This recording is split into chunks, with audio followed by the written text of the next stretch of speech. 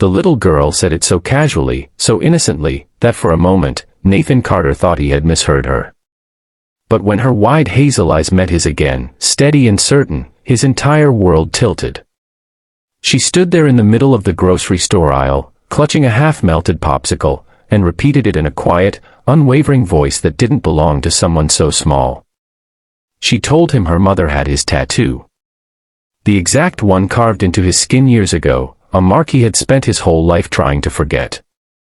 If you believe in kindness, second chances, and the unexpected ways life brings people back together, take a moment to like, comment, share, and subscribe. Stories like this remind us that even the most broken paths can lead somewhere beautiful. Nathan had spent the last 6 years building a life that felt safe, quiet, and controlled. After losing his wife, Rebecca, in a car accident that still haunted his dreams, he had become both father and mother to his 6-year-old son, Oliver. Life had narrowed into routines, school drop-offs, late-night work shifts, quick dinners, and long silences after Oliver went to sleep. He avoided anything that reminded him of the men he used to be. That man had been reckless, hopeful, and deeply in love once before Rebecca, a lifetime ago in another version of himself. The tattoo on his forearm was the only piece of that past he couldn't erase. A simple compass with a small, imperfect heart at its center. It had been done in a tiny shop in Portland during a summer that felt like it belonged to someone else. Back then, he had been young and drifting, and he had met a woman named Clara Whitmore who believed that lost people could always find their way back. She had laughed easily, loved fiercely, and carried a quiet sadness that Nathan never fully understood. They had spent 3 months together that felt like 3 lifetimes, promising things neither of them knew how to keep. Then one morning, she was gone, leaving behind only a note that said she hoped he would find his true north someday. Nathan never saw her again. Not until that moment in the grocery store aisle, standing face to face with a child who claimed something impossible. He knelt down slowly, his heartbeat thundering in his ears, and studied the girl more carefully. Her hair was a soft chestnut brown, falling in messy curls around her face. There was something achingly familiar about the shape of her eyes, the curve of her smile. It hit him not all at once, but in fragments, like pieces of a puzzle forcing themselves together against his will. The girl introduced herself as Sophie Whitmore. The name struck him like a lightning bolt. Whitmore. Clara. Everything inside him tightened, memories crashing back with overwhelming force. He tried to stay calm, to tell himself it was coincidence, that names repeated themselves all the time. But then Sophie did something that shattered any remaining doubt. She rolled up the sleeve of her tiny sweater and pointed to a small, faded drawing inked on her arm. It wasn't permanent, just a child's imitation, slightly smudged, but it was unmistakable.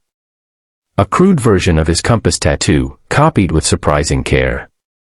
She explained, in the simple, unfiltered way only children can, that her mom had the same one, exactly like his. She said her mom called it, a promise that never broke, even if people did. Nathan felt the air leave his lungs. Everything he had buried, everything he had convinced himself no longer mattered, came rushing back with unbearable clarity. He asked where her mother was, his voice barely steady, and Sophie pointed toward the parking lot, saying she was waiting in the car because she wasn't feeling well. Nathan didn't remember leaving his cart behind. He didn't remember calling Oliver's school to say he'd be late picking him up. All he remembered was walking out into the bright afternoon sunlight, his heart pounding like it was trying to break free from his chest.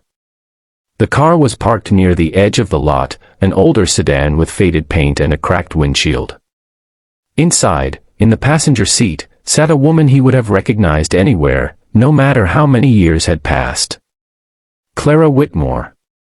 She looked different, older, more fragile, her face thinner, her eyes carrying a weight that hadn't been there before. But it was her. There was no mistaking it. The same quiet strength, the same softness, the same presence that had once made him believe the world could be something more than what it was. For a long moment, neither of them moved.